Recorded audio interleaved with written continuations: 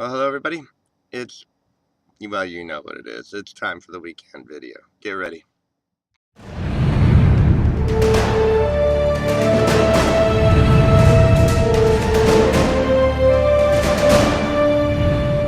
Well, today I want to talk about consequences.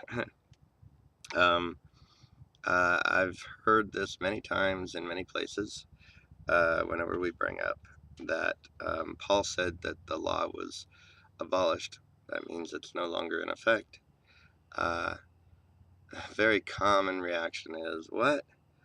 If there's no law, then you can do anything you want. And somebody recently made the comment today, or recently in the past few days, and said, you can do anything you want. It says, I don't buy it, something to that effect. Um, there has to be consequences with God for rapists and murderers and thieves and the like. And that's not true. And actually, it never was. Um, there are consequences.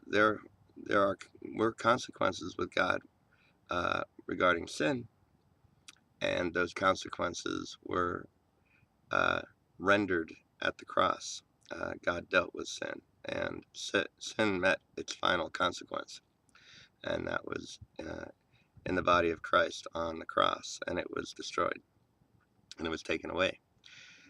As far as the law goes, the law was also taken away at the cross, but to think that people who would break the commandments of the Old Testament law would then face consequences with God, that not only is not true now, it never was true. Those who broke the law, the consequences were from the law in this life, not after this life with God. They were dealt with in this life. If a commandment was broken, there was a punishment rendered. It was commanded by the law, and it was carried out by the Jews, the enforcers of the law. So the consequences, even when there were commandments in effect in the law of the Old Testament, the consequences were rendered in this life, on this earth.